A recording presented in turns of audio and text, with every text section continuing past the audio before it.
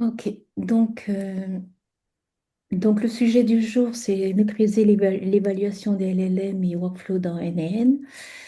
Et donc, en fait, le but, c'est quand vous allez utiliser de l'IA, eh ben, il faudra que vous confrontez vos hypothèses à la vérité terrain. Donc, ne pas laisser l'IA maîtriser complètement l'évaluation de votre workflow.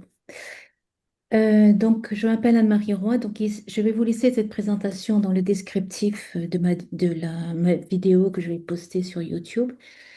Donc, quand vous cliquerez sur cette présentation, vous avez une URL ici qui vous amène sur mon profil LinkedIn si vous voulez me connaître un peu plus. Donc, pour résumer, ça fait plus de 20 ans que je suis dans l'IT. J'ai pas mal été en expatriation, donc aux États-Unis et puis en Chine. En Chine, je suis restée 10 ans et je suis revenue en 2020. Et donc, j'ai travaillé pour des sociétés comme PeopleSoft et Oracle, et donc dans la partie technique, donc tout ce qui est, j'étais consultant technique, et puis avant-vente ensuite. Voilà. Alors là, l'agenda pour cette session, je vais faire un petit préambule pour vous présenter les différentes couches d'automatisation que l'on peut faire et avec N et N ou d'autres systèmes d'ailleurs, mais c'est important de faire ce préambule. Ensuite, on va voir comment on évalue des workflows avec une brique IA. On va voir la méthodologie d'évaluation, l'implémentation de cette évaluation dans N8N. Et puis, j'aurai quelques démonstrations pratiques diverses et variées que l'on va voir ensemble. On va voir que quand vous allez être prêt à mettre votre automatisation en production, il faudra vérifier certains aspects. Et puis, donc, je passerai aux parties questions-réponses. Donc, rappel, renseignez vos questions dans le chat et à la fin de la session, j'y répondrai. Et puis, probablement qu'il y aura des FAQ, des questions qui sont souvent demandées et pour lesquelles je répondrai par le biais de diapositives. Voilà, donc pour l'introduction à N et N, en fait, oups, pardon, je vais faire un petit peu de ménage. Donc, c'est le fameux préambule dont je vous parlais au tout début, là. Et donc, en fait, on va voir les différentes couches de complexité que l'on peut avoir en faisant de l'automatisation. Donc, en fait, on va prendre un petit peu de hauteur et on va comprendre qu'on est en réalité sur une pyramide de complexité en termes d'automatisation. Donc, là, je vous ai présenté la pyramide sur les côtés. Donc, la couche basse de la pyramide, c'est ce qu'on appelle les workflows classiques. Donc, les workflows classiques, c'est plutôt des systèmes déterministes. Ils sont basés sur des règles, ils sont prévisibles, ils sont reproductibles. Vous allez pouvoir vraiment bien tester l'entrée et la sortie. Ils sont robustes. Ils sont ennuyeux parce que, bon, bah, c'est des demandes classiques d'automatisation de tâches, mais c'est fiable.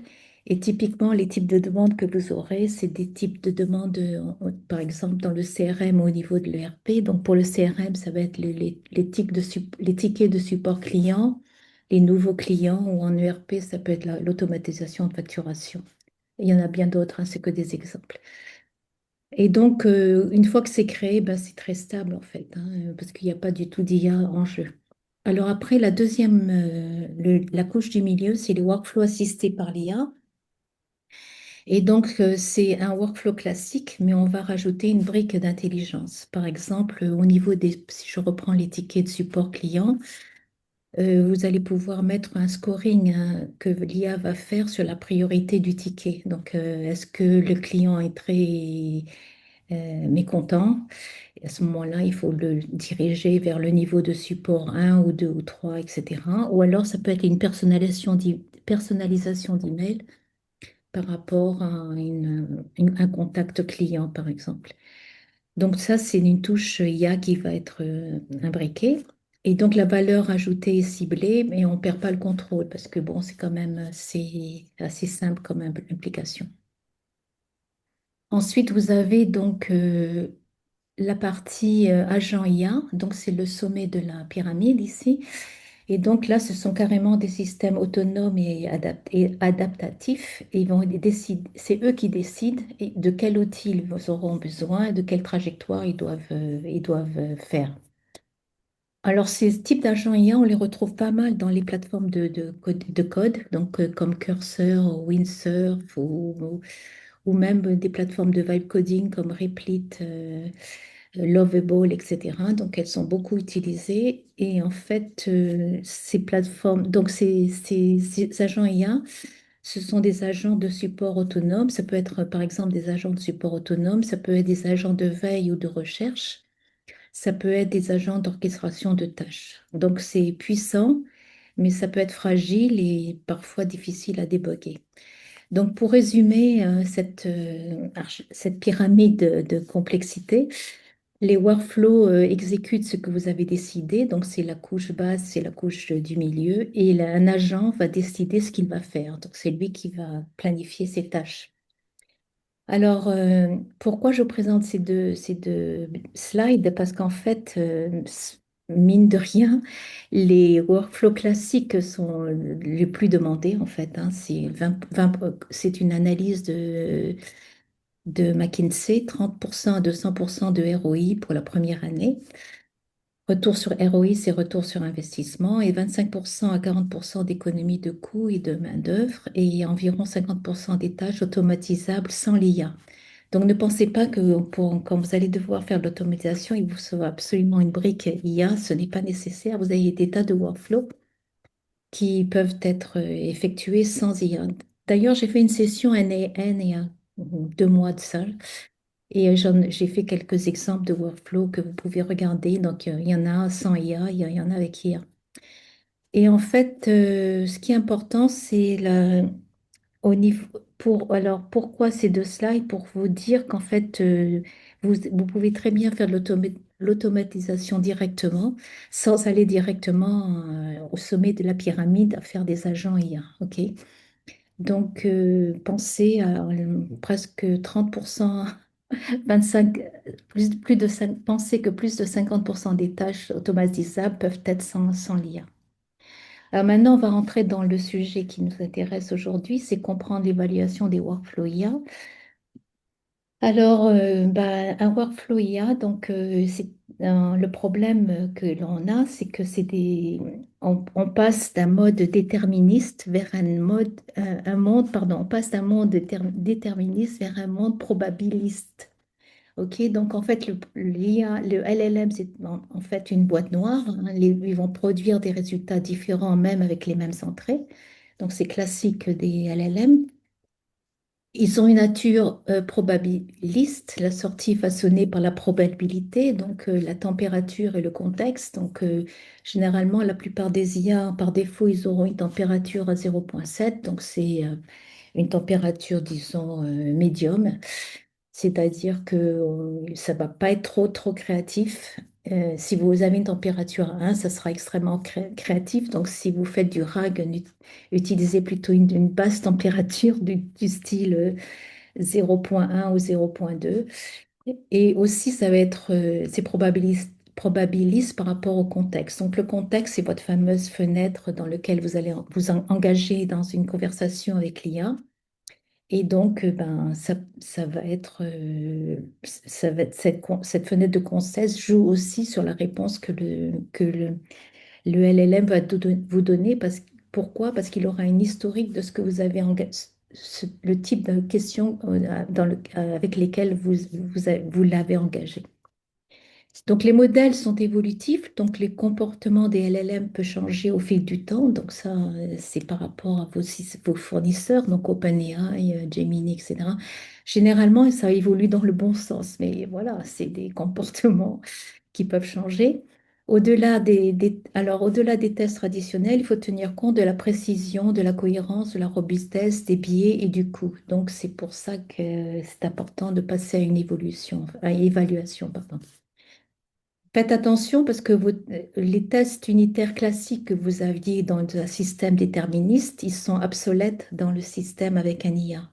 En fait, vous allez vérifier, si vous pouvez pas vérifier si une chaîne de caractères est exactement égale à une autre, ce genre de vérification ne fonctionne pas, puisque la réponse, elle peut être sémantiquement juste, mais avec des mots différents, en fait.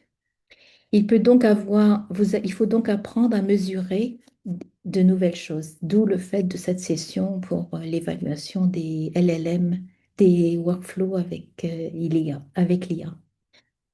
Alors donc, en termes d'évaluation, vous allez devoir évaluer, pardon, est-ce que la réponse est précise, est-ce qu'elle est cohérente et ce genre de choses. OK? Alors faites attention à la mise en production. Donc, c'est pas parce que vous avez automatisé votre workflow, vous êtes content de dire OK, dans NNN, il y a un bouton qui dit OK, j'active. Et donc là, eh ben, ça signifie que votre workflow est disponible pour un système externe, par exemple. Et donc, cette slide, elle vous met en garde par rapport aux conséquences de mise en production sans évaluation. OK? Donc, car en effet, là, vous allez en production, vous pouvez, et ça va arriver, vous aurez des incohérences des LLM. Donc, c'est l'effet papillon, en fait. Une légère modification de votre prompt, par exemple une virgule, ou même l'absence de modification peut conduire à des résultats différents. Donc, ça, c'est là, il faut vraiment évaluer vos LLM. Ensuite, vous avez une dérivée du contexte sur les longues conversations. Donc ça, c'est ce qu'on appelle la fenêtre de contexte, car en effet, vous allez rentrer en conversation avec un LLM à travers une fenêtre de contexte. Et peut-être au tout départ, le LLM va s'appuyer fortement sur le prompt système. Le prompt système va dire, ben voilà, tu dois répondre de cette manière, etc. Mais au fur et à mesure des échanges, par exemple, au bout de 20 échanges avec le LLM, il va commencer à avoir une historique de ce que vous voulez et va peut-être être un petit peu plus créatif. OK? Donc, il faut faire attention à la longueur de vos conversations.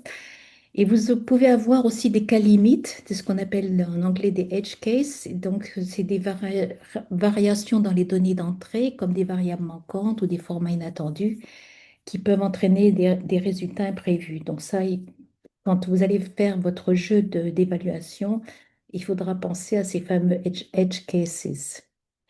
Et puis donc là aussi, le changement d'API ou de modèle. Donc un modèle, vous avez testé votre automatisation avec une version donnée d'un modèle. Euh, Frédéric, j'ai une demande d'enregistrement. La session sera enregistrée, donc je vais vous décliner votre demande. Alors, je reviens. Donc, les changements d'API de modèle. Donc, les fournisseurs de modèles peuvent modifier leur API et même leur modèle, ce qui conduit à des résultats différents de ceux obtenus auparavant. Donc, d'où le fait encore de pas mettre en production une automatisation avec une brique IA sans une évaluation avant.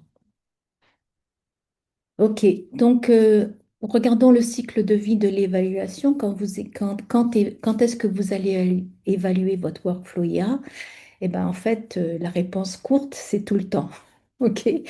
Donc, vous avez différentes phases quand vous faites votre automatisation. Donc, c'est pendant la construction, donc lorsque vous construisez votre modèle. Donc, vous allez faire des itérations rapides. Vous allez tester différents prompts attraper les cas limites, donc c'est les fameux edge cases, ou alors des entrées vides ou des formats inattendus. Donc, ça, ce genre de choses, il faudra le tester dans la partie build. Après, avant la mise en production, donc en pré-production, le but, c'est de faire la validation globale de votre automatisation. Donc, il voudra vérifier la non-régression. Est-ce que j'ai cassé ce qui marchait avant? Et faire ce qu'on appelle de l'A/B testing. Donc, l'A/B testing, vous allez prendre un exemple que je vous mets sur cette slide. C'est par exemple en évaluation, vous allez comparer peut-être deux modèles, le modèle Claude 3.5 Sonnet versus le modèle GPT-4. Et par rapport à cette test A/B testing, on va par exemple évaluer le ratio coût-qualité. Donc ça, c'est un exemple de modèle. Vous pouvez faire des exemples de comparaison avec des prompts Le prompt X et le prompt Y, par exemple, par rapport à un système prompt et ce genre de choses. En phase 3, vous êtes en production, donc là, c'est du monitoring que vous allez faire, et donc l'objectif, c'est une surveillance continue et vérifier que que le modèle ne dérive pas, ou si une mise à jour de l'API change les résultats. Donc faites attention à ce genre de choses.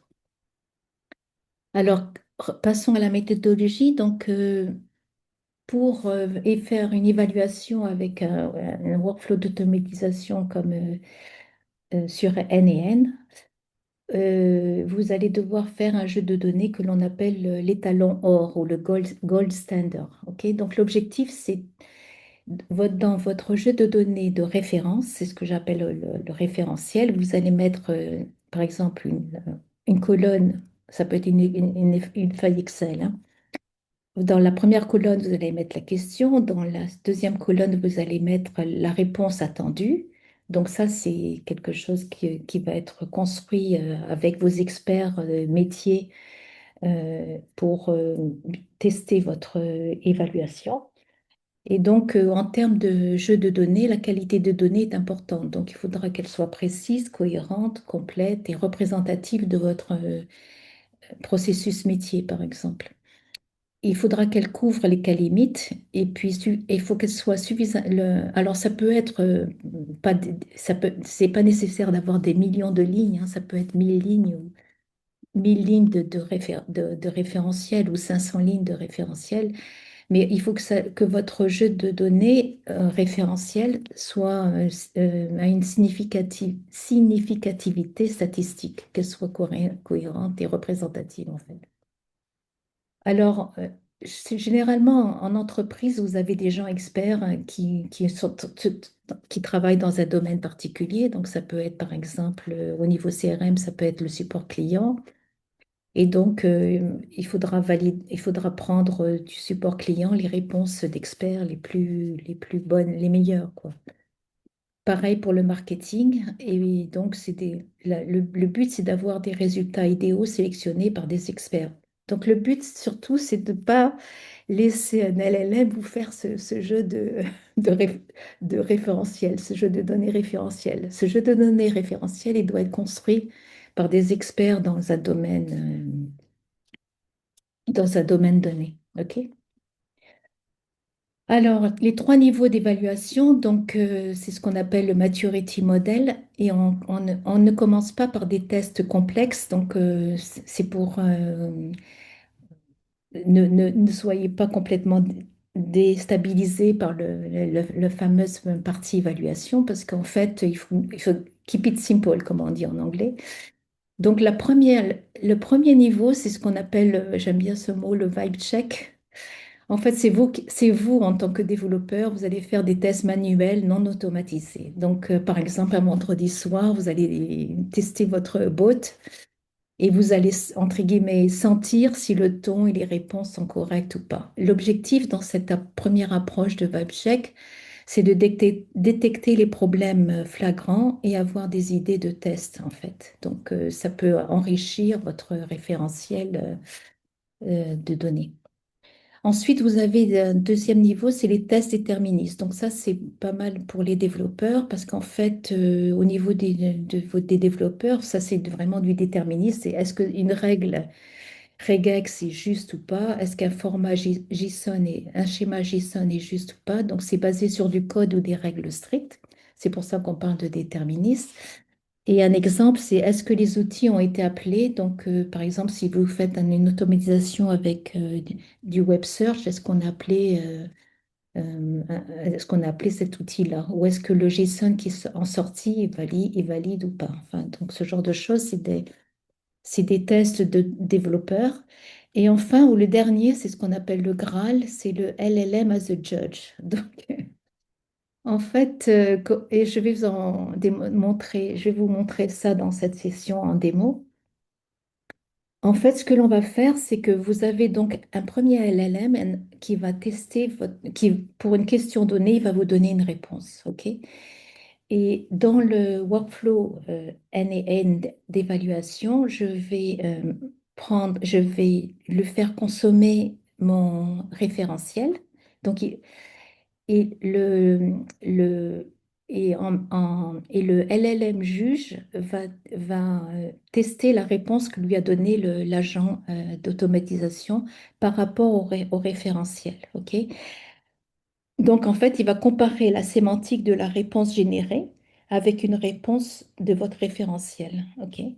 Et à partir de là, il va vous donner une métrique. Donc, la métrique, souvent, ça va être l'exactitude, la justesse, ou ça peut être est-ce que ça a été utile en termes de réponse par rapport peut-être à un style, etc.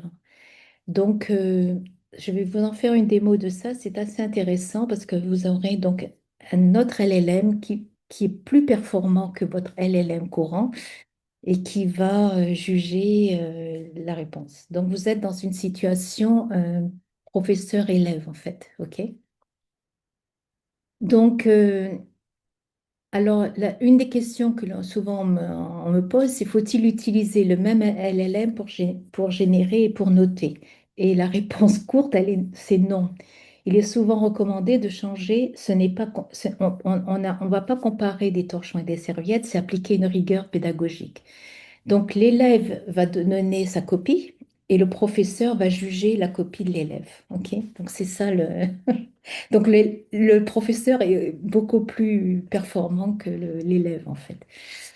Et donc, comment ça s'agence? Donc, le but, pourquoi on prend un LLM? Pour le professeur, on prend quelque chose de plus performant, c'est pour éviter les biais d'auto-validation. Si vous prenez en juge, en professeur, si pour le professeur et l'élève ont la même LLM, en fait, vous risquez d'avoir des biais d'auto-validation. Par exemple, si Claude 3.5 Sonnet se note lui-même, oh pardon, il risque d'être indulgent envers son propre style, ses tics de langage ou ses propres failles logiques. Il validera une réponse car elle correspond à sa propre manière de penser. Donc, il faut qu'en fait le professeur soit complètement différent. Le principe hiérarchique, le juge doit être supérieur à l'élève. L'élève, c'est la production, donc il va vous donner une réponse. Donc là, vous allez juger la réponse par rapport à la vitesse et au coût. Et vous allez utiliser comme un modèle léger, donc par exemple GPT 4.0 mini ou Claude Haiku par exemple. Et le professeur, donc l'évaluation, celui qui note la copie, c'est pour la notation, vous devez utiliser le modèle le plus intelligent et rigoureux possible. Par exemple, GPT 4o ou Claude 3.5 Opus, peu importe son coût ou lenteur, car il ne tourne qu'en phase de test. Ça, c'est très important, hein. Quand vous êtes en évaluation, c'est pas en production que qu'il va tourner, il va tourner en phase de test. Il va regarder la réponse et ce qui va être évalué. Donc, la validation croisée, donc cross-validation, faire juger un modèle anthropique par un modèle OpenAI apporte une indépendance totale et une crédibilité accrue au score final. Ok. Donc, ça, c'est très important. Ne mettez jamais le même modèle en, en élève et en professeur. Et dans N&N, c'est assez trivial à faire. En fait, vous allez connecter simplement un nœud de modèles différents, par exemple OpenAI. Et pour la matrix, donc le matrix, c'est le juge, hein, vous allez donner un autre modèle. OK, donc ça, je vais vous montrer dans quelques instants, faire une démo là-dessus. Alors, l'implémentation dans N&N, justement, donc dans N&N, vous avez un trigger d'évaluation. Et donc, ça s'appelle evaluation. Si vous demandez un nœud, vous entrez evaluation, il va vous donner les différents, le trigger associé à l'évaluation et qu'est-ce que vous pouvez faire, quel type d'action vous pouvez faire derrière. Donc, vous allez commencer par un trigger et ce trigger, en fait, il va vous demander ben, quel est votre référentiel. Donc, rappelez-vous, dans ce référentiel, vous aurez par exemple la question et la réponse attendue. OK? Et donc, vous donnez cette réponse et vous allez configurer votre workflow. Donc, vous aurez votre agent IA qui va traiter la demande. Et il y aura un switch dans cette demande pour dire, OK, si je viens, si c'est un référentiel que je suis en train de tester, je vais demander à un juge de mettre en place les métriques. OK? Et donc, ces métriques, le juge, qu'est-ce qu'il va faire? Il va comparer le résultat réel avec le résultat attendu qui vient de votre référentiel, en fait. OK? Donc, quelles sont les métriques clés que vous avez avec le NAN Evaluation? Ce sont la précision, la accuracy, combien de pourcentage de réponses correctes vous avez eu, le coût, combien de tokens utilisés par exécution et la latence. OK? Alors, faites attention tout ça va s'éclaircir quand je ferai une démo. Faites attention quand vous allez en production. Donc, une fois que vous avez fait vos évaluations, rappelez-vous, c'est pas une fois un seul shot, hein. L'évaluation, elle est continuelle quand vous allez utiliser une automatisation avec de l'IA. Donc, mais avant de le mettre en production, votre automatisation, donc ça c'est par rapport à N et N, mais ça peut être pour n'importe quel type de workflow. Faites attention aux gestions d'erreurs globales, donc essayez de euh, configurer dans votre workflow une gestion d'erreurs. Il ne faut pas que votre workflow, du fait d'une API qui a changé, etc., qu'il se meure silencieusement. Ok. Donc il faut qu'on récupère ces erreurs de workflow. Donc, faites attention aux données sensibles. Dans tout ce qui est les clés d'API, ben, il faudra les sécuriser, hein, pas de clés en dur. Si jamais vous avez mis des nœuds de debug, donc no hop ou console log, vous les enlevez. Et faites surtout un test de charge. Donc, si vous avez de très gros volumes attendus, il faudra faire un test de charge, donc load testing.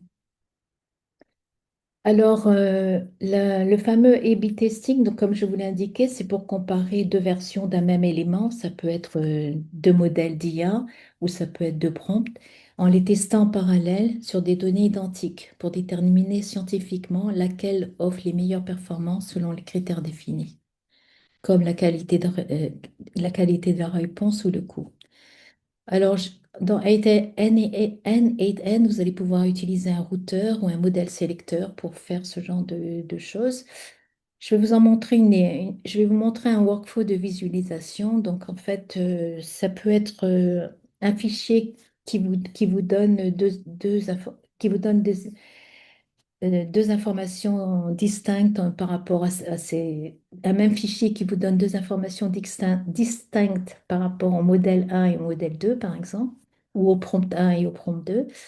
Vous allez pouvoir le mettre dans un nœud de code et ce code on va pouvoir utiliser un outil de visualisation moi j'ai utilisé QuickShot qui vous permet de visualiser le modèle 1 versus le modèle 2, etc. Là. Dans le jeu de tests que j'ai donné, que j'ai fait, il y a 5 modèles qui sont évalués. Donc voilà. Donc, en fait, l'avantage de ces workflows de visualisation, c'est que vous allez pouvoir voir pas mal de comparatifs visuels sur les coûts des tokens, les latences, le score de qualité, etc.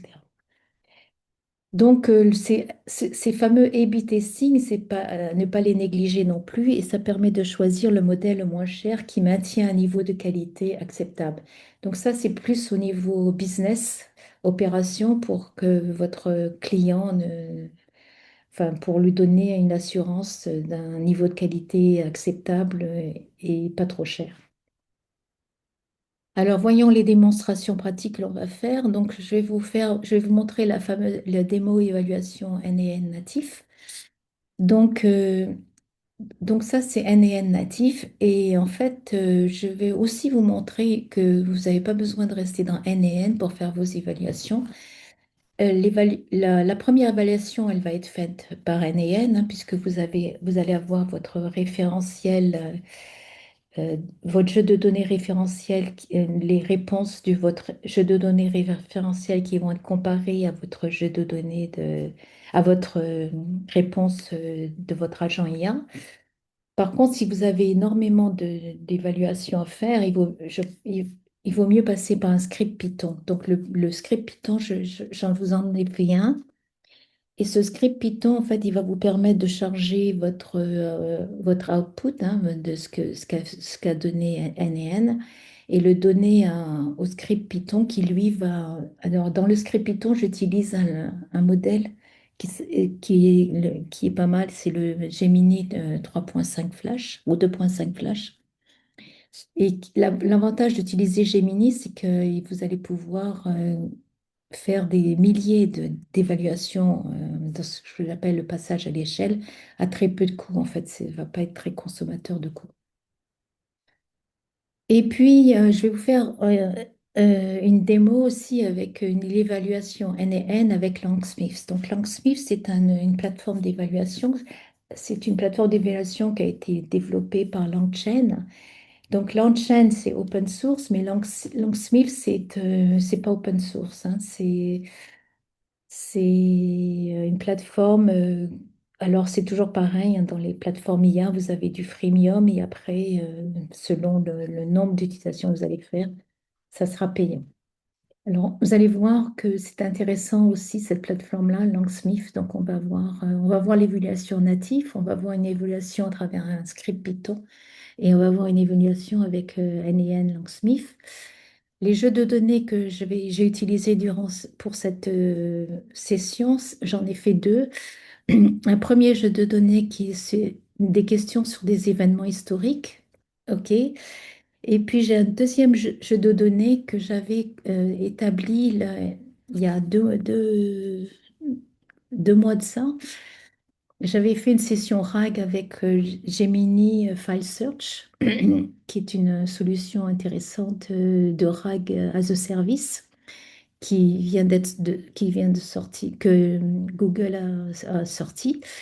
Donc, j'ai profité de cette sortie d'API pour faire une session là-dessus.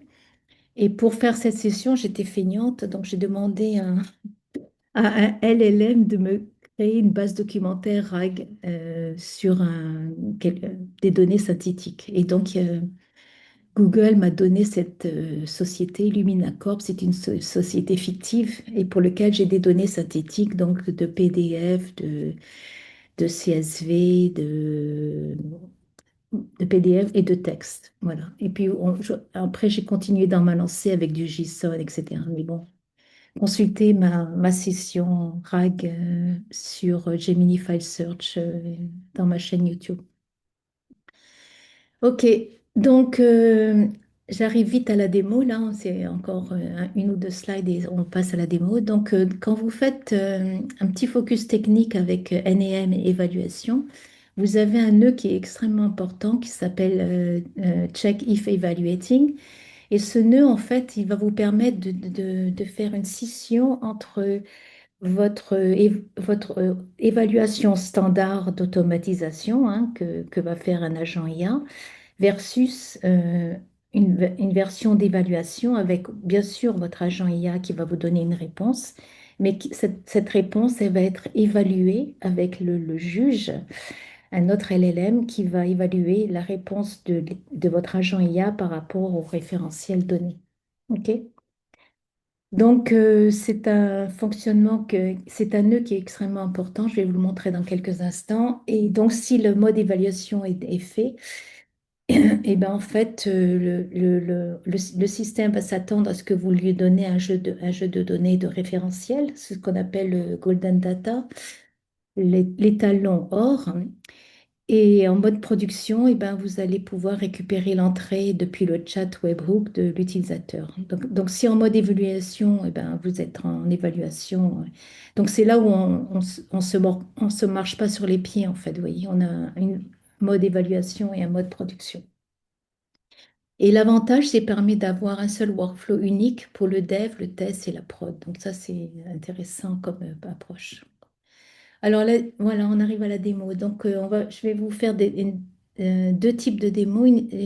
Un type de démo d'évaluation sur des faits historiques et un autre type de démo d'évaluation sur le fameux une entité fictive, Lumina Corp, qui va aller chercher des informations sur une base documentaire qui a été faite avec Gemini File Search. OK? Alors, voilà un exemple de NAN natif. Donc, vous voyez, là je suis j'ai deux niveaux. Là, vous voyez, là, ici, j'ai mon niveau chat message. Donc là, eh ben, vous allez poser une question, What is machine learning? Donc, cette information que vous rentrez ici, elle va être prise par cet agent-là, Basic LLM Chain, par exemple. Et vous voyez, lui, il s'appuie sur OpenAI Chat Model. Et puis donc là, on a le fameux le branchement if evaluating. Donc là, je ne suis pas en évaluation, donc je vais aller en normal et vous allez avoir une réponse chat. Par contre, ce nœud-là est très important parce que c'est lui qui va faire la scission entre ce que vous êtes en train de faire et ce que vous voulez évaluer. Donc là, vous voyez, vous avez if et evaluating. Donc là, il s'attend à ce que vous ayez un trigger. Et le trigger, ça va être ben, votre jeu de données référentielles. Donc, avec vos questions et les réponses attendues par rapport à cette question. Là, ensuite, je vais donner cette information la question, je vais la donner à l'agent OpenAI. Il va me donner une réponse et cette réponse, je vais la donner au juge. Et donc le juge, il va faire la comparaison entre la réponse que le modèle OpenAI vous donne. Et là, j'ai utilisé Gemini, donc 2.5 Flash, je crois que j'ai utilisé ici. Et donc, vous voyez, déjà, ce n'est pas les mêmes modèles, hein. Et donc ici, il va faire la comparaison entre votre évaluation, votre réponse de votre agent et celle qui est donnée dans le référentiel. Et il va faire une comparaison, par exemple, sémantique, et puis il va vous donner une métrique. Donc la métrique, c'est du numérique. Il va vous dire, ben, par exemple, la réponse donnée par l'agent et la réponse du référentiel, il y a un score de 5. 5, c'est vraiment très bon, hein. Donc, il vous a donné, il va vous donner une métrique et cette métrique est numérique. Et tout ceci, une fois que ceci est fait, eh ben, on va appeler un autre nœud. Donc, vous voyez, à chaque fois que vous avez les double checks, là, c'est les évaluations. Et donc là, on va alimenter en sortie notre table d'évaluation. OK? Je m'arrête là et puis on va aller en démo. Alors, j'ai mon anti-sèche. Ok, donc on va voir l'historique event. Donc, je vais vous montrer le fameux fichier de référentiel. Ok? Donc, vous voyez, j'ai fait une feuille Excel. Donc, bon, je travaille beaucoup en anglais. Donc, à la limite, le langage n'est pas important. De nos jours, les grands modèles de langage parlent très bien, sont très bien multilingues. Donc, vous avez donc votre question, ok, et voilà la réponse de référence auquel je m'attends, ok. Par exemple, quel est pourquoi l'Empire romain, quelle est la cause de la chute de l'Empire romain, qu'est-ce qui a conduit au Brexit, etc. Donc, ce genre de choses, la Révolution française, etc. Donc là, vous voyez, ça peut être très simple. Alors, vous voyez, là, j'ai rajouté ces colonnes-là. À la limite, ce n'est pas nécessaire. Pourquoi ce n'est pas nécessaire? Parce qu'en fait, je vais vous montrer ça. Je m'en suis aperçue. Parce qu'ici, quand vous faites le set output, vous allez faire votre mapping. Donc, les mappings avec la question, la référence, etc. Et donc, les informations que vous allez faire par rapport à votre mapping vont être intégrées dans le fichier d'évaluation. Alors, donc voilà le fichier. Alors, attendez. Hop. Donc là, je vais vous montrer donc là, c'est l'évaluation et voilà le résultat. Donc, vous voyez, le résultat, ça, c'est ce qu'a donné le OpenAI par rapport. Et donc là, je- c'est moi qui ai fait je vais supprimer cette colonne. Donc vous avez la référence, cette réponse, elle vient de votre référentiel. Ça, c'est ce qu'OpenAI a donné. Et la correctness, c'est ce que le juge à valider par rapport à la réponse de référence et la réponse actuelle. Donc, vous voyez, donc j'ai 5 et là, j'ai mis le row number. OK? Donc là, par exemple, ici, vous avez 4. Le Brexit, là, donc là, pareil, il va faire une évaluation de l'exactitude de ce au quoi on s'attend et et la version pourquoi on a 4. Donc souvent, en fait, ça va être sémantiquement, c'est peut-être très très juste, mais il manque une partie. Par exemple, vous voyez, là, on dit que c'est 51,9% qui ont voté pour partir de l'UE. Et quelque part, je crois voilà, il vous dit 52%, vous voyez. Donc ça, c'est pas bon. Donc, il vous a donné un 4 ici, vous voyez, ce genre de choses. Et là, c'est le rang numéro 2, etc. OK, donc voilà, là, c'est le point de départ et là, c'est l'arrivée. OK, alors on va voir ça. On va voir ça. Donc, je vais revenir ici. Je vais revenir ici. Donc, j'ai j'ai fait une copie, j'en ai déjà un. Bon, je vais vous montrer d'ailleurs. OK, donc c'est l'écran la copie d'écran que je vous ai montré. Donc, vous voyez, là, je vais prendre mon fichier QA Evaluation que je vous ai montré, hein, c'est celui-là. C'est celui-là, QA Evaluation, OK, et pour lequel j'ai un tab qui s'appelle QA Evaluation. Et là, après, en sortie, je vais récupérer la sortie. Alors, comment ça se fait? Voyons ça. Ici. Là, alors voilà. Donc ici, vous voyez, on va chercher les données. Ensuite, eh ben, peut-être que je peux le lancer. En fait, je vais prendre peut-être simplement que un, oh, allez, deux. On va faire deux rangées. OK, donc je vais. Et donc, en fait, je vous détaille un petit peu. Donc, on va lui dire, eh ben, on va prendre la question, OK, de mon fichier pour le mettre. Le mieux, c'est que j'exécute, comme ça, après, on verra le résultat. OK? Donc, je vais exécuter ça. Vous voyez, donc là, quand j'ai fait Workflow, il a été chercher l'évaluation, là, vous voyez? Donc là, c'est mon juge qui est basé sur Google Gemini et qui va me donner une valeur d'exactitude. Voilà. Donc là, on a fait le premier et puis on va passer au deuxième. Et bien sûr, vous avez le output ici.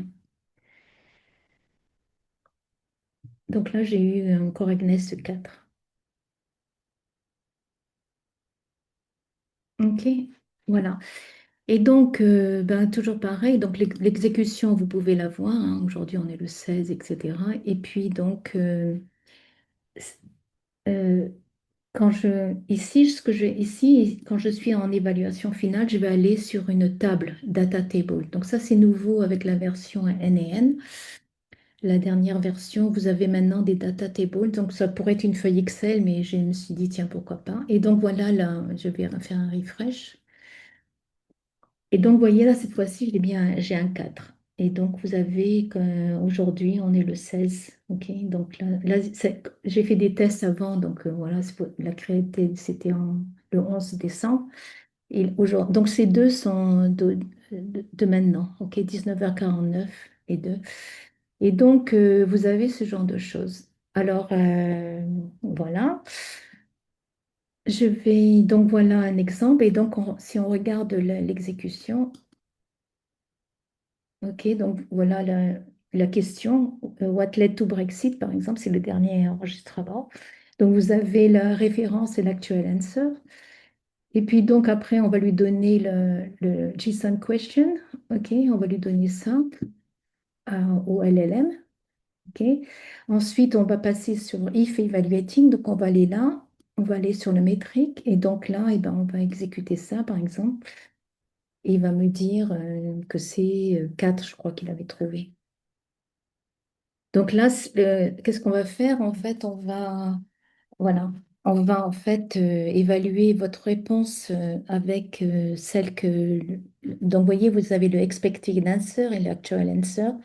Et voyez, vous avez une métrique là. OK? Donc là, je suis dans la métrique. Et donc là, vous avez différentes métriques. Et celle que j'ai utilisée, c'est celle-là. OK? Alors, j'étais peut-être un peu trop vite. Quand vous cliquez ici, vous faites évaluation. OK? Voyez, vous avez ce... Et donc là, vous avez le trigger qui va vous donner, qui va vous demander ben, quel est le référentiel vous utilisez. Et après, vous allez pouvoir utiliser le set métrique, c'est ce que j'ai fait ici, et le set output. OK? Donc voilà. Alors maintenant, je vais vous montrer cet onglet-là. Donc cet onglet-là, je vais vous le montrer en live. Je vais sortir Live Without Saving. J'ai fait exprès de copier, de cloner ce workflow pour vous montrer, parce que là, si je vous montre l'évaluation dans l'autre, vous l'aurez déjà. Donc là, eh ben, admettons que je vais faire, allez, combien je vais en faire? C'est pour aller plus vite, hein, je pourrais faire tout. J'en ai 9 d'enregistrement. OK. Donc là, ce que je vais faire, je vais exécuter le workflow et là, vous voyez, en fait, je vais dire, je vais sauvegarder. Et vous voyez, quand je clique sur évaluation, vous avez ces boutons qui ont été activés. Pourquoi ils ont été activés? Parce que vous avez donc le référentiel, vous avez le evaluating, vous avez le métrique et vous avez l'évaluation. Donc là, vous êtes paré pour faire votre test. Alors faites attention, là, j'ai cassé ma tirelire pour avoir l'opportunité de faire de plus d'évaluations. En règle générale, si vous êtes sur le cloud, ok, comme je suis là maintenant, je suis sur un NN cloud, vous allez pouvoir faire une évaluation, une seule évaluation comme ça, ok, sans rien payer de plus. Par contre, vous êtes limité qu'à une seule, ok? Donc là, vous ne pourrez pas faire. Donc là, ce que je vais faire, c'est que je vais faire un run evaluation. Et donc, test case, hein, ok, c'est l'effet démo.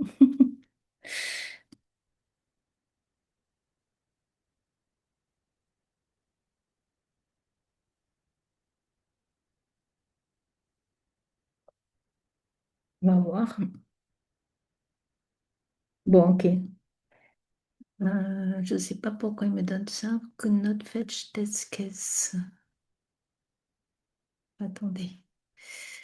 Bon, je vais pas, je l'ai pas testé là, celui-là. Mais bon, c'était pour vous montrer les fameux pastilles là, que vous avez plus maintenant. Alors regardez, je vais venir sur l'ancien, là, celui que je vous ai montré juste maintenant. Donc je suis sur My Project et je vais prendre celui-là. Et donc, vous voyez, en évaluation, vous allez avoir ce genre de résultats. Et donc, vous avez donc, par exemple, la correctness. Donc, il va vous dire, ben voilà, grosso modo, pour ce run-là, j'ai l'exactitude est de 5. Combien de temps ça a pris, le nombre de tokens, le prompt token, le completion token, etc. Toutes ces informations, vous pouvez les faire ici aussi, vous voyez? Completion token, prompt token, etc. Donc, c'est ce fameux evaluation-là que vous avez. Alors maintenant, je vais revenir sur mon anti-sèche. Alors, ouais, ce qui est intéressant, c'est que alors oui, regardons les prompts. J'ai un prompt.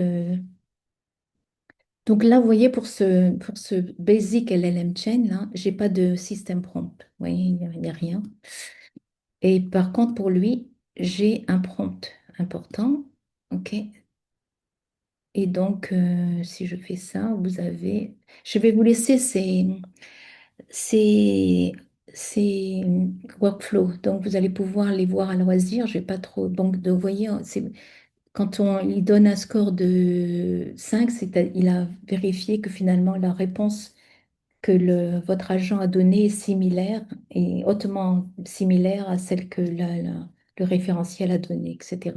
Donc 4, c'est somewhat similaire. Donc il se peut qu'il y ait une petite différenciation. Et on l'a vu pour le Brexit, c'était je ne sais plus combien, 52, 51,9 et lui il a dit 52, ce genre de choses. OK? Donc là, on a, pour ce workflow, j'ai une... une métrique ici j'ai un système prompt, hein. Par contre, je vais vous montrer un autre workflow que j'ai fait et ça va être sur les pirates.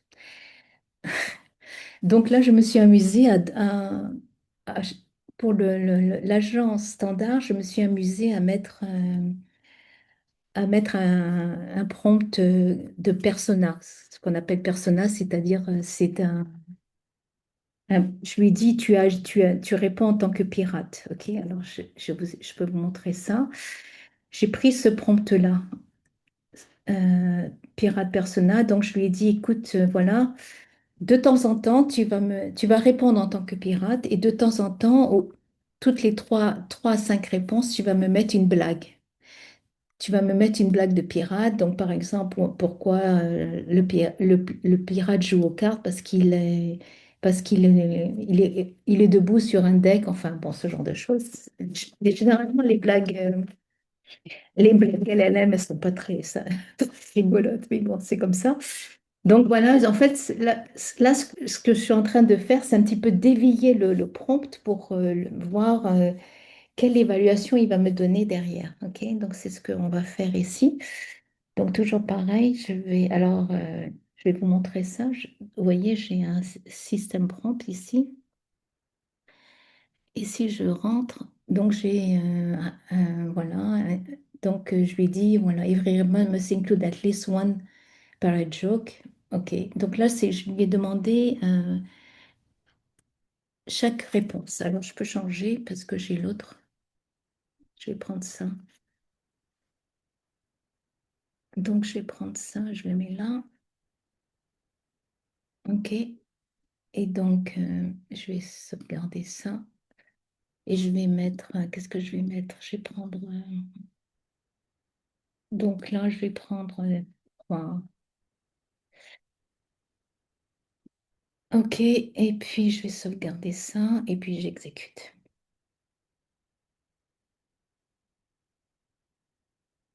Donc il va vous donner une réponse à la mode pirate.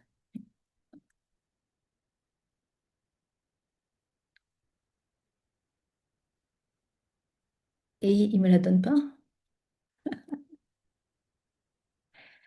Attendez, est-ce que j'ai bien sauvegardé? Bon, je vais arrêter. C'est marrant ça qui me la donne pas. Attendez, est-ce que je l'ai bien fait au bon endroit? Ah ouais, j'ai pas fait au bon endroit. Attendez. Ouais, je vais prendre moi, je vais prendre le premier, là, celui-là. Celui-là, je l'ai testé. Je vais refaire celui-là. Désolée, c'est l'effet démo. Je fais que dire ça. Et hop. Ok. Donc, allez, on va tester pour combien? Deux. C'est juste pour que vous voyez le. Ok. Donc, j'exécute le workflow.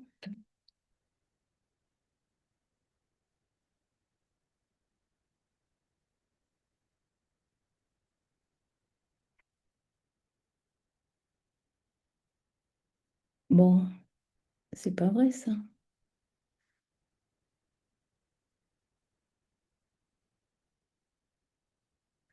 Qu'est-ce qu'il m'a fait?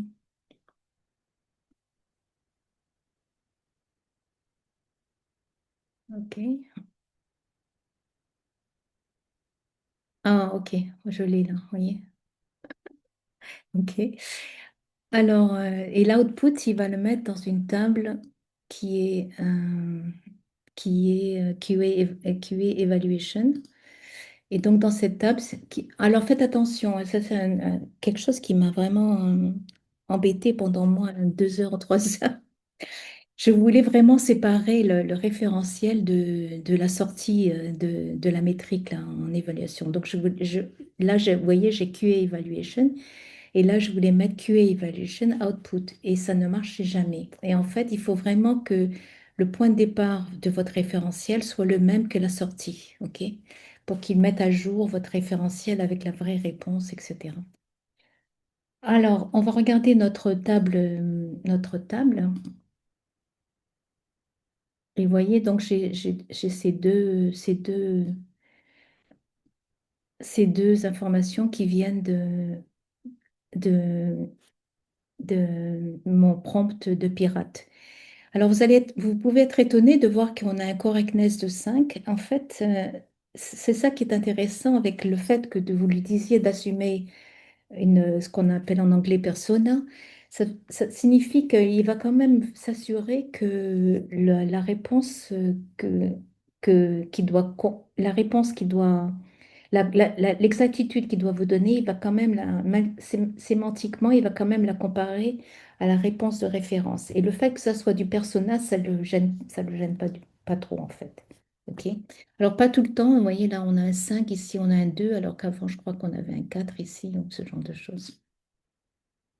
OK, donc c'est ce genre de choses que vous allez faire.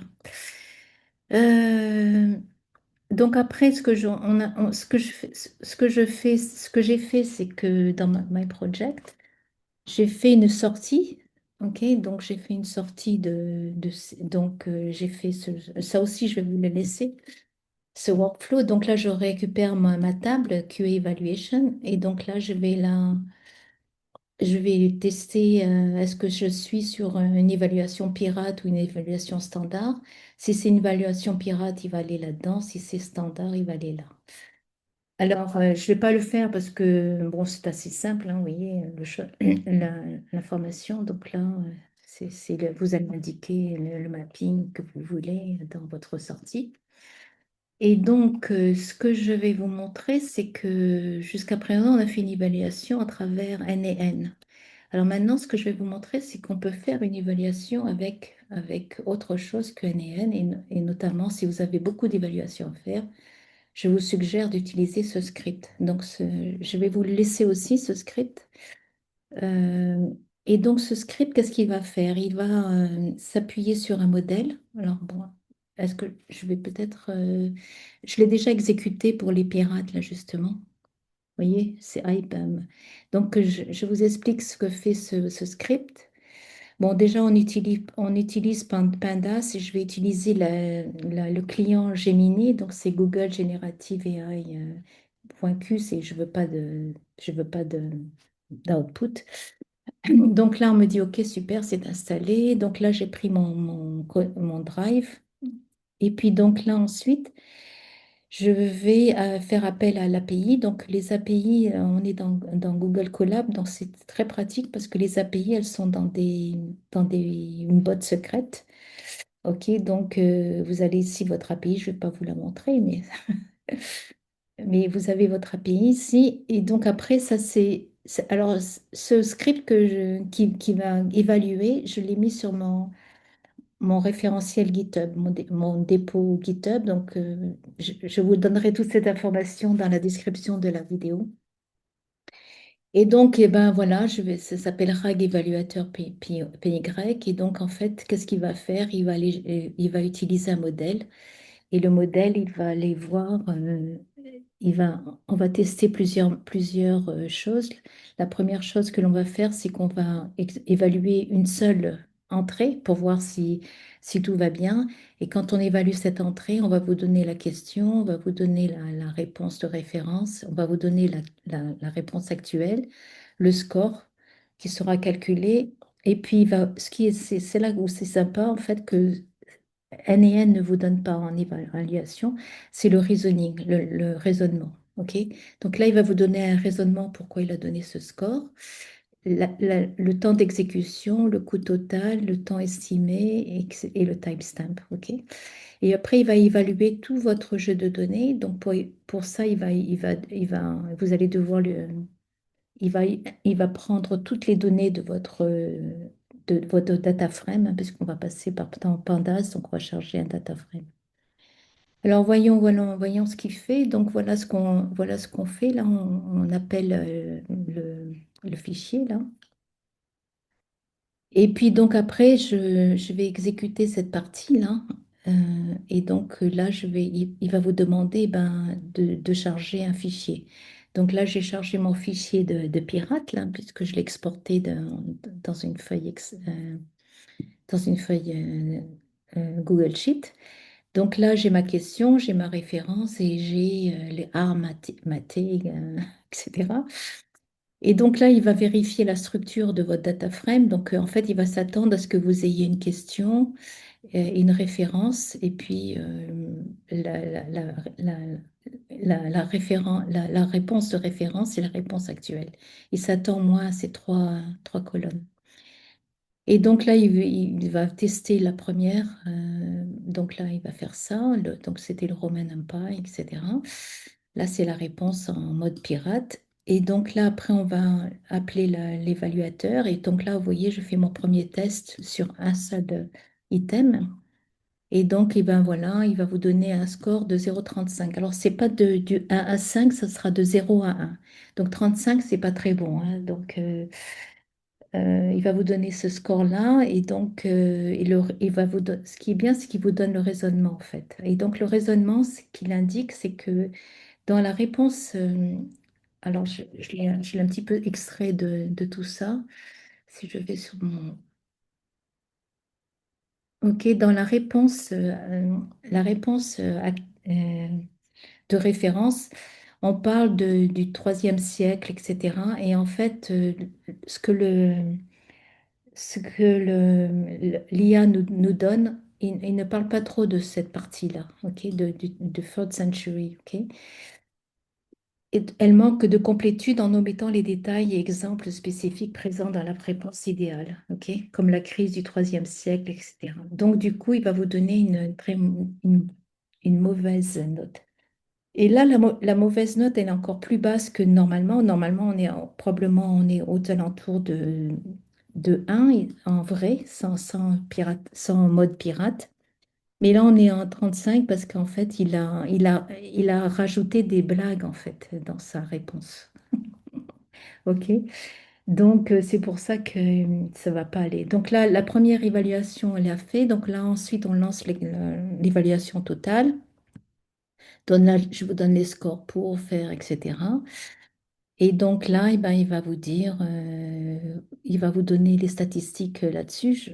Je vous laisserai le, le- le notebook. Et donc après, vous avez donc des graphiques qui sont faits. Donc ça, c'est l'avantage de passer par du Python parce qu'en fait, dans l'évaluation N et N, vous n'avez pas de graphique. En fait, vous avez simplement la correctness, etc.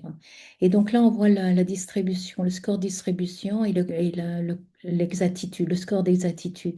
Donc vous voyez, on est à 0,35 là, ce qui n'est pas terrible. OK. Là, c'est le score distribution avec le score de correctness en block pot, etc. Donc là, on voit l'exécution time versus le score.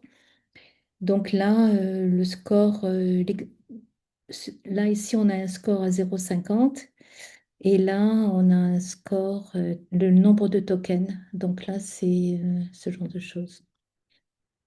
Et donc, vous avez une section qui est intéressante qui va vous dire ben, quels sont les items qui ont besoin d'amélioration et on vous dit ce genre de choses. OK? Blablabla, blablabla. Voilà, voilà. Et donc, après, vous allez pouvoir télécharger les résultats. Donc, ça sera dans un fichier CSV que vous allez pouvoir après enrichir dans Excel avec d'autres graphes, etc. Voilà, donc c'était pour vous montrer la- l'évaluation avec échelle, en fait. Et j'ai donc là, c'est avec l'ANSPIF. Donc, donc là, on va être à ce niveau-là. Donc là, c'est le notebook. Alors, Langsmith, c'est une plateforme d'observabilité et d'évaluation des applications LLM qui permet de tracer, analyser et mesurer les comportements réels des chaînes agents de système RAG afin d'améliorer leur qualité, fiabilité et performance. Alors, faites attention, ici, là, avec Langsmith, je ne peux pas utiliser Langsmith quand je suis en cloud avec N&N. Pourquoi? Parce que parce qu'on n'a pas accès à ce genre d'environnement, parce qu'il me faut que je mette en place des variables d'environnement pour que mon workflow N s'adosse à Langsmith. Alors, j'ai un environnement Docker que voici, que voilà. Et donc, dans cet environnement Docker, je l'ai couplé avec Langsmith. Alors, je vais vous montrer le setup. Alors, quand vous êtes sur votre environnement Docker, vous aurez un certainement donc Docker Compose OAML et vous allez devoir ajouter ce genre d'informations et vous allez devoir faire votre fichier d'environnement dans lequel vous allez mettre les API. OK? Et voilà. Et donc, si j'exécute, alors je vais peut-être exécuter ouais, que deux, que deux éléments. Donc là, je suis sur un, j'ai pas de, là, je suis sur du standard, j'ai pas de pirate là, hein. Et là, je vous ai montré, ce que je vous ai montré dans N en évaluation, hein, je vais vous le montrer maintenant dans Langsmith. Ok, donc on va exécuter ça.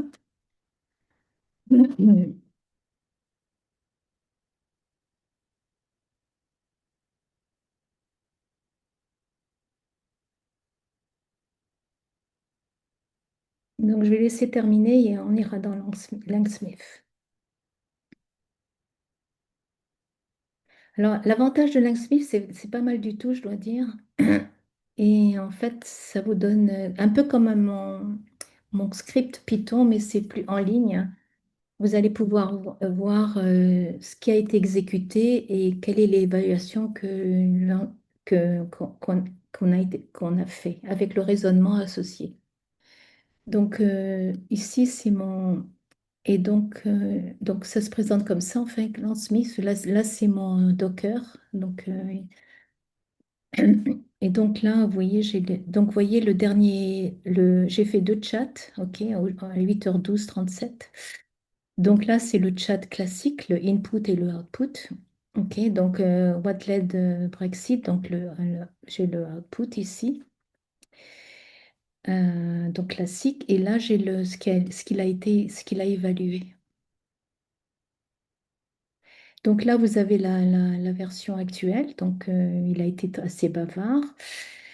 Donc la version attendue, ok. Et donc le prompt système, donc là je lui ai dit simplement qu'il a un...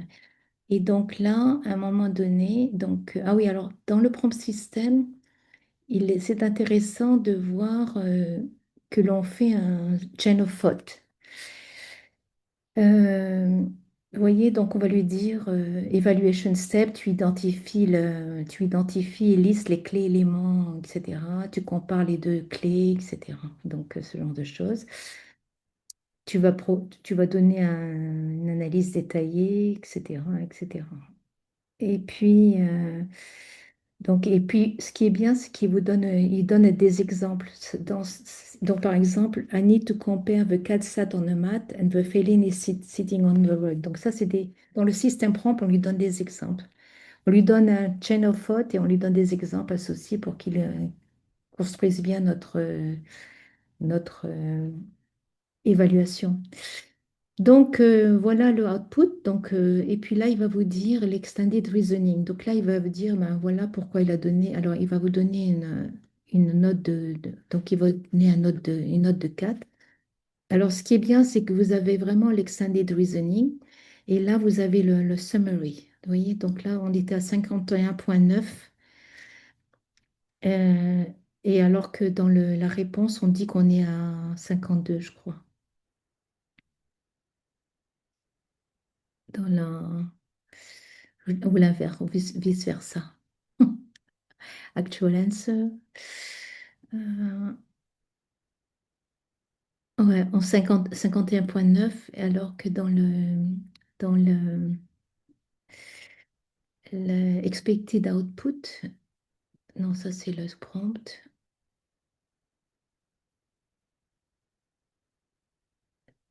Bon, parfois je m'y perds. Parce que j'ai là, output, query, signal output. Je cherche le reference answer. Actual answer. Ah voilà, expected answer. OK. Voilà, 51,9 en expected answer. Et nous, il nous a donné 52,9. C'est ce qu'il vous dit tout à fait en bas. Euh, enfin bon, bref. Et le mieux, c'est que je regarde ma feuille Excel parce que je sens que vous ne me croyez pas. Aïe. Attendez. Alors, je vais revenir ici. Ah, ok. Donc, c'était quoi? Ouais, 51,9 et lui nous a donné 52,9 ou quelque chose comme ça. Euh,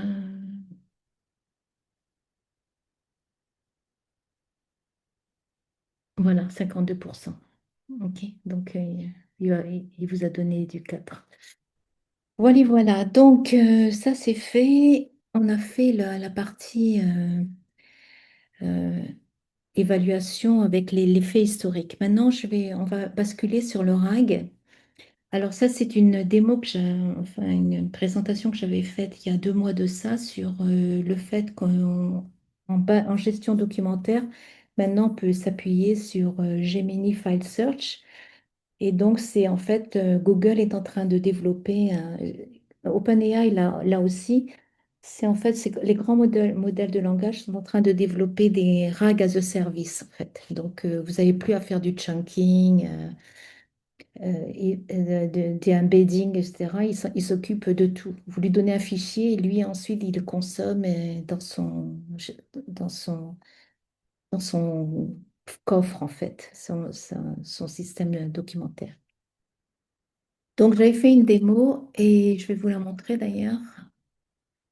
J'avais fait une démo en vibe coding. Donc, je suis dans AI Google Studio et j'avais fait du vibe coding pour vous montrer cette démo. Donc, le principe, c'est que vous allez vous connecter à Google. Et donc, là, vous allez pouvoir charger un document et puis on va le synchroniser derrière. Sinon, je peux dire, là, c'est ma bibliothèque et là, c'est le chat. Alors, j'ai une anti-sèche. Je vais poser quelques questions. Par exemple, je vais dire, ben, je vais prendre. Donc là, je travaille avec Lumina Corp, hein, la fameuse entité fictive. OK, donc je vais envoyer ça.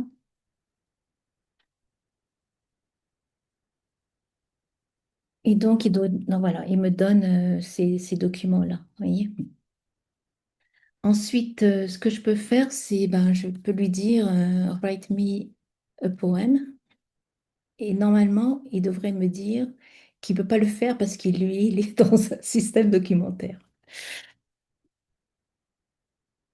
Voilà, I cannot fulfill that request. I'm designed to answer questions based on the search result, etc. OK?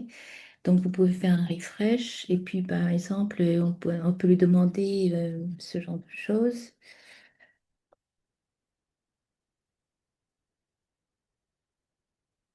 Alors, quand vous êtes avec dans du RAG, il faut travailler non plus bien sûr l'exactitude, mais aussi sur la truthfulness. Donc, vous voyez là, cette information qu'il me donne, ça vient de ce fichier-là, ok, ce brainstorming qui a eu lieu, où finalement on a décidé que le Luminosphere, ça coûterait à 199 $ et que Mike, qui était le sales guy, il voulait vendre un peu moins cher. Donc, c'est ça, qui était pas d'accord, c'est Mike en fait.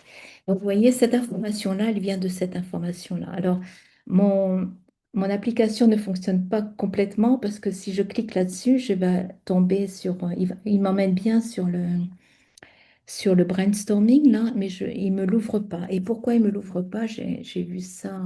Parce qu'en fait, ici, vous voyez, si je fais un sign-in, c'est du mock-up, en fait. Il n'y a pas vraiment un Google Sign-in. J'ai triché.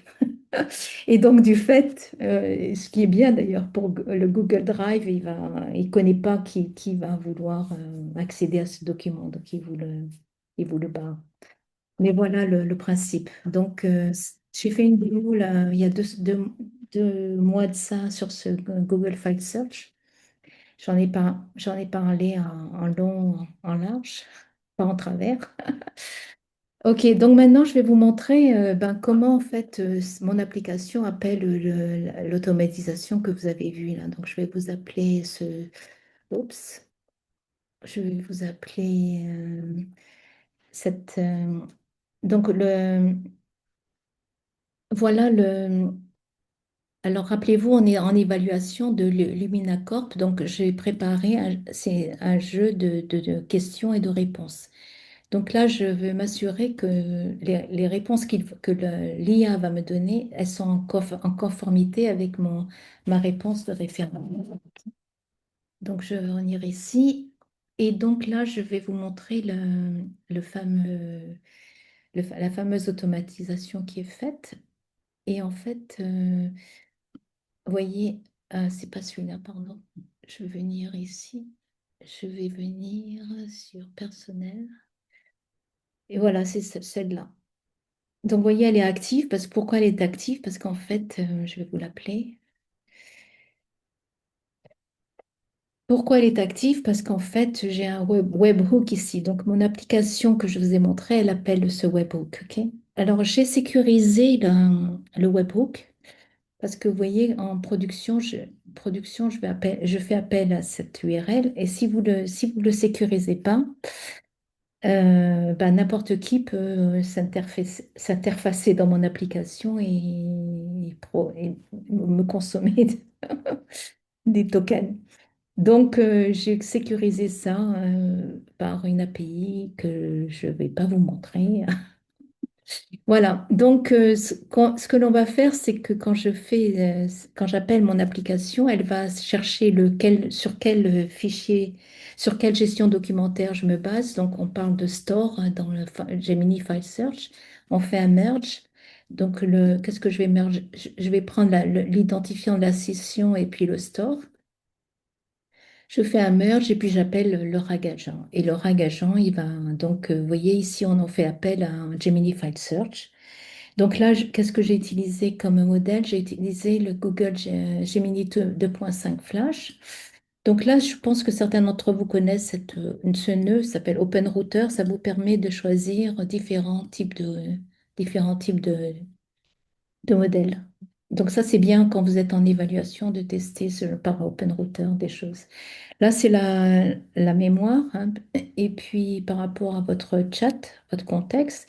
Et puis donc là, j'ai la réponse que je vais donner au trigger. Donc vous avez vu quand j'ai regardé. Ah ouais, bon, je l'ai terminé. Je vais prendre, non, je vais prendre celui-là, par exemple. Euh, Ici, où est-ce que je suis? Là, je vais faire, ouais, je suis signé. Donc j'enlève ici le code. Et j'ai Adverini iOS, on va voir ce qu'il va me répondre. Normalement, c'est l'État du Vermont qui n'a pas le droit. Voilà, et il vous dit, voilà, Compliance Regulation, vous voyez, il est basé sur The state of Vermont is legally forbidden for the sale of shipment of luminous sphere, par exemple. Et vous voyez, donc vous avez la citation ici et la référence, donc typique d'un système RAG, en fait. Donc là, on essaye de faire un grounded truth. Ça, c'est basé sur la vérité de ce document. Alors, je reviens ici et donc on va voir comment ça s'agence avec mon référentiel. Donc là, je vais venir ici, je vais venir, non, je vais venir sur personnel. Et donc, ce que je vais faire, c'est que j'ai fait un workflow dans lequel on va faire à la fois le référentiel et alors, je vais l'augmenter. Donc, vous voyez, vous avez les deux parties, là, le webhook, OK, qui va par là, et puis on va donc avoir le nœud évaluation. Donc là, donc si c'est pas d'évaluation, on va là, sinon on va là. Et donc, vous voyez, ici, vous avez la possibilité de dire, eh ben, je prends le fetching dataset ou je prends le webhook. Alors, je vais prendre le fetching dataset. Et donc là, qu'est-ce que je vais prendre? Alors, donc là, on est sur le Lumina Corp. Donc là, je vais prendre par exemple les deux premières là. quel est les standards internationaux pour lesquels on est compliant. Donc, je vais prendre ces deux-là, par exemple. OK. Alors, je reviens sur mon... Ici, je vais prendre deux. OK. Et puis, donc c'est le même principe, hein. À chaque fois, vous avez ce genre de choses. Et puis, qu'est-ce que je vais dire? Eh ben, je vais lancer le traitement. Ah oui, alors, oui, ce que je voulais vous dire, c'est que ici, vous avez un RAG. Donc là, on est au niveau du système RAG. Donc, vous voyez, là, j'ai un système prompt qui est assez costaud. Donc, je vais lui dire qu'il répond toujours par rapport à la gestion documentaire. Donc, remember, answer the question, not what you think they might want to know. OK? Donc, use the search store, etc., etc. Donc, ça, c'est pour mon RAG agent. Et donc, là, du juge, OK? Donc, là, pareil, je lui donne quelque chose aussi assez costaud. OK? Donc, on retrouve un petit peu ce qu'on a vu avant. Donc, je lui demande qu'il hallucine pas, etc., etc. Bon, je vous laisse la présentation, je vous laisse les workflows, donc vous allez pouvoir les voir en détail. Et donc là, vous voyez, je fais une exactitude en première métrique. La deuxième métrique, c'est le truthfulness. Est-ce que j'ai des citations ou pas? OK? Donc, si j'en ai ou pas. Après, si j'en ai, je vais stocker ces informations dans les citations et dans un champ qui s'appelle citation. OK? Et donc ensuite, donc c'est toujours par rapport à mon fichier, ma table qui stocke le référentiel avec ce qui va être mis en métrique. Et là, donc c'est la table, c'est que Q, QA, Lumina Score. Alors si je viens ici, je vais sortir. Si je vais dans Data Table, voilà. Donc là, vous voyez, vous avez déjà un échantillon. Donc au niveau des ISO standards, il l'a trouvé et donc là, vous avez la truthfulness, OK? Donc la truthfulness, au début, elle est à 100 et après à 30. Il faudrait que j'assouplisse un petit peu la truthfulness parce que je lui dis, il faut que tu aies vraiment ces documents-là en citation, etc. Donc, c'est un peu trop strict, à mon avis. C'est pour ça que j'ai eu du 30 la plupart du temps. OK? Alors, ça, je vais vous montrer, c'est dans ici, c'est à ce niveau-là. Euh, Ici, l'analyse des citations. Donc, ici, dans ce script, j'étais un peu trop strict. Donc, il faudrait que j'assouplisse ce script pour qu'il soit moins rigoureux. OK? Mais enfin, bon, on a des citations quand même. Et donc, ben, on va exécuter. Donc, je vais exécuter avec ce one. Donc, on va voir.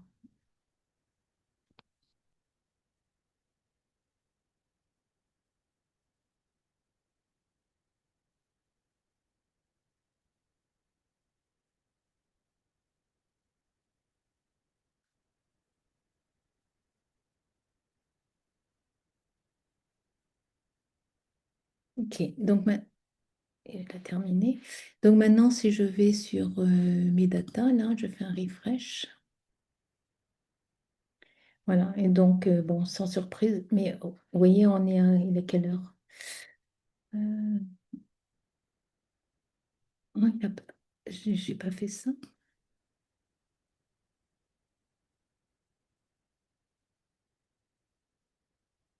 Bon, bon, enfin, ça marche.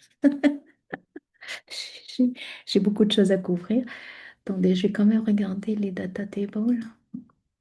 Key Evaluation Corp True.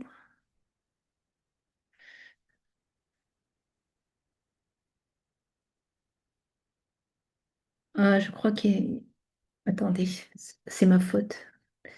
C'est ma très grande faute. Si je regarde ici. ici, store correctness. Voilà, c'était QA Lumina Corp. QA Lumina Corp. Alors, attendez, je suis où?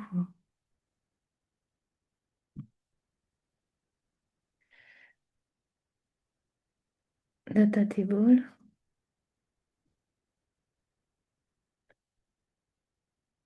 Je vais mettre j'enlève le trou là parce que c'est pas bon. C'est QA. Bon, enfin bon, je vais pas le faire.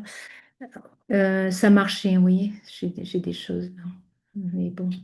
Donc, c'était pour montrer que en RAG, vous avez non seulement la partie l'exactitude, donc que l'ILM va faire entre la réponse actuelle et la réponse de référence. Et puis après, vous avez ce que j'ai rajouté, c'est la partie citation en fait. Est-ce que dans Truthfulness, pensez citation, est-ce que j'ai des citations ou pas? Ok. Par contre, j'ai l'impression qu'il y a une table qui a disparu. Attendez. Euh,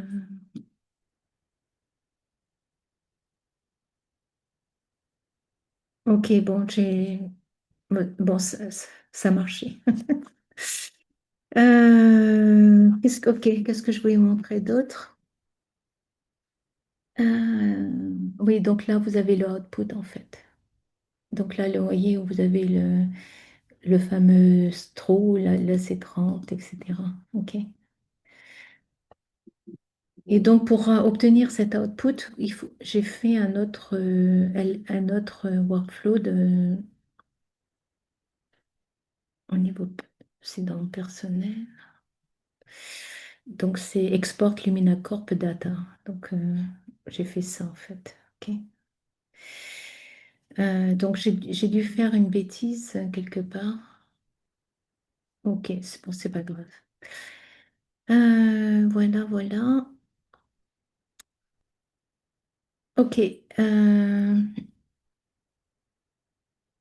Alors, une information importante au niveau RAG, c'est un système RAG peut être factuellement correct, mais apparaître défaillant si l'évaluation interdit toute inférence, pourtant légitimement fondée sur plusieurs sources. Ok, euh, donc en fait, moi, comme vous avez pu le voir, ça a été fondé sur plusieurs sources. Bon, là, il n'y en a qu'une, mais dans les exemples que j'ai faits, il y en avait plusieurs.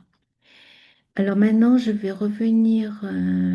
Ah oui, je ne vous ai pas montré l'évaluation, le A/B testing. Vous savez, rappelez-vous, le A/B testing, c'est j'ai qu'est-ce que j'ai par exemple pour mon évaluation, je veux tester plusieurs modèles, donc le modèle Gemini, le modèle Mistral, le modèle OpenAI, etc. Et donc pour ça, je vous ai fait un petit jeu d'essai que je vais vous montrer, euh, qui s'appelle, je crois que je l'ai mis dans My Project, il s'appelle Evaluation Biz. Alors, il est assez simple, vous voyez, j'ai un test data dans lequel je mets ce genre de choses. Donc là, je dis, ben voilà, c'est Gemini, là c'est Claude, c'est GPT-4, c'est Mistral, etc. Il y en a toute une flopée là-bas. Et donc après, je vais agréger par rapport au modèle, ok, et compter et faire un compte. Et puis après, je génère les chartes. Alors les chartes, vous voyez, on va utiliser, alors je sais pas si c'est au tout début, on va utiliser Quick Chart, je crois. Voilà, Quick Chart. On utilise Quick Chart et ça vous donne un joli. Ici. Donc là, ça va vous donner de l'HTML. L'HTML, j'envoie donc le rapport d'évaluation avec la date d'aujourd'hui. Et puis là, je prends le HTML. Et donc, si je regarde voilà, ça c'est le dernier que j'ai fait. Vous voyez, vous avez 5 modèles qui ont été testés, 30 tests effectués. Donc, le meilleur modèle, c'est celui de Clock 3 Sonnet. Et ça coûte 1,330 $ au total. Donc, vous avez ici les comparaisons des métriques. Donc, c'est ce qu'on appelle le A/B testing. Vous voyez, on compare différents. Ici, c'est différents modèles. Après, c'est les performances. Donc les performances et puis l'analyse du coût. Donc, Le GPT 4.0, c'est celui qui est le plus cher en fait, 55,30. L'autre, il est à 39, voilà. Et donc, Claude Sonnet, euh, en termes de... On a eu 8 tests sur Claude Sonnet. La précision, c'est 85,6%. La justesse, c'est pas la précision, le recall, fin, donc ce sont des métriques particulières. Et le coût, donc, vous voyez, c'est pas très cher. Voilà, donc je vais venir, je vais répondre à vos questions. Alors, attendez, où est-ce que je suis? Ok, je vais répondre à vos questions. Ah, 7. Ok. Alors,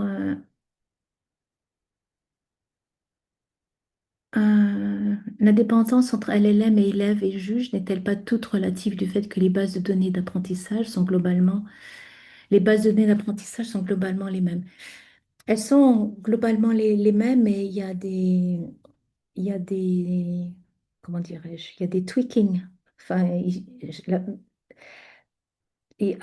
après, il y a le reinforcement learning qui est mis en place. Ensuite, il y a d'autres tests qui sont faits, donc pas toujours, c'est pas toujours les mêmes. Alors, souvent on me pose la question, mais alors qui juge le juge? C'est une bonne question.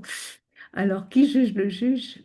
J'ai la parade pour vous. Alors, attendez, je vais vous présenter ma présentation. Oups, c'est dans les fameux FAQ. Qui juge le juge? Donc, voilà le... Ah, peut-être que il faudrait que je repartage mon bureau. Euh, bon, bon, je vous donnerai la présentation. J'ai pas envie de rebasculer. Donc, en fait, qui juge le juge? Généralement, c'est le serpent qui se mord la queue, en fait. Et ce qu'on vous recommande de faire, c'est de faire un échantillonnage humain, donc un spot checking. Donc, dans vos workflows NN, vous envoyez aléatoirement, par exemple, 5% des évaluations du juge à un humain pour vérification, en fait. OK? Et toujours pareil, il vaut mieux utiliser un modèle supérieur, parce qu'en fait, pourquoi l'IA agent, généralement, c'est pas un modèle inférieur, parce que ça, c'est moins coûteux. Donc, en termes de coût pour votre business, ça va être moins coûteux. Mais par contre, quand bien même c'est moins coûteux, il faut quand même l'évaluer par rapport à un meilleur modèle. Alors, je continue avec le chat. Euh, un retour sur le framework Ragas. Non, j'ai pas de retour sur le framework Ragas. Utilisable pour tester l'écriture de posts comme l'auteur finalement. Oui. Est-ce que Frédéric est là? Enfin, Fred est là? Je sais pas s'il est parti. F- je ne comprends pas très bien. Utilisable pour tester l'écriture de posts comme auteur finalement. Ouais, ok. D'accord. Phoenix Sambotop, ok. Je ne connais pas tous les frameworks, hein, donc on me dit pour l'observabilité, Phoenix est très bien. A-t-on besoin de langue si on fait juste des automatisations simples ou des scripts légers? Pas nécessairement, mais rappelez-vous, il faudra faire quand même de l'évaluation. Donc ça peut être de l'évaluation via N et N, en sachant que vous êtes limité à une seule évaluation, sauf si vous si vous donnez un peu plus d'argent. Sinon, vous utilisez le script que je vous ai donné, là, le script Python que je vous ai montré, qui est très utile. Nettoyage de nœuds et load testing, dans les nœuds, vous allez pouvoir renseigner une clé d'API. Donc, généralement, on vous demande plutôt de créer ça en externe. Alors, attendez, je vais essayer de voir si je peux zoom. Je vais vous montrer ça. Je repartage mon bureau. Donc, si je regarde, vous voyez mon bureau, je pense. Euh, voilà, oui, par exemple, je vais peut-être pas prendre celui-là. Euh, Non, celui-là, il n'est pas intéressant. Enfin, il est intéressant, pas pour ce que je... Voilà, ici, par exemple, le Open Router, on va vous demander de créer un credential. Donc ça, c'est bien parce que c'est créé à l'extérieur. Pour certains nœuds, on va vous dire, eh ben, est-ce que vous voulez le créer ici, là. Donc vous allez mettre votre nœud, votre API en clair. Et donc ça, c'est pas très bon, en fait. C'est ça le but. Euh, ok, je vais sortir. Euh, Qu'est-ce qu'on me pose d'autres questions? Voilà, c'est une demande récurrente côté Content Generation. Des auteurs ne font pas confiance à l'IA car elle n'écrit pas comme eux. Donc l'idée de ma question, c'était de tester et démontrer un output conforme au style de l'auteur, par exemple, pour des postes. Oui, oui, oui, oui. Oui, c'est tout à fait possible, hein. Donc, en effet, vous allez lui donner un référentiel avec un type d'écrit que la personne fait. Et à ce moment-là, ça pourrait être l'objet d'une évaluation sémantique entre l'écrit de ce que la personne fait effectivement et la réponse de l'IA. La réponse de l'IA, elle peut être aussi gérée par le système prompt, ok? Donc là, vous avez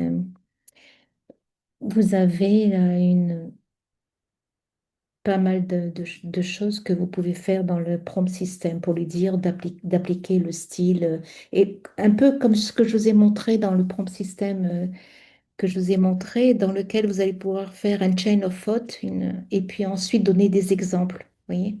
Donc ça, c'est possible de le faire aussi dans le prompt. Voilà.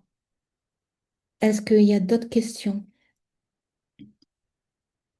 Merci pour votre participation, hein, d'ailleurs. Euh,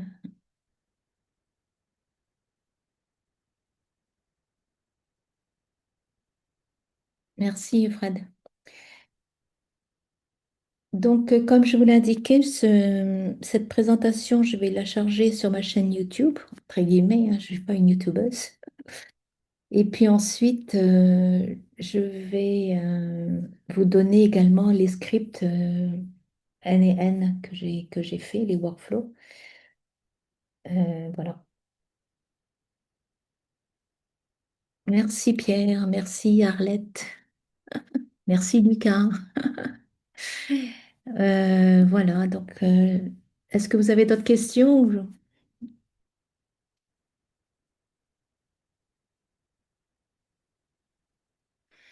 la présentation, je vais vous la mettre aussi dans la description de la vidéo. Oui, bonnes vacances, Bruno, et bonne fête de fin d'année à vous tous. Joyeux Noël! Merci, Bruno. Ok, ben, merci. Je vais vous laisser. Et puis, probablement qu'on fera une autre session l'année prochaine. Merci, Arlette. Une autre session l'année prochaine. Ok.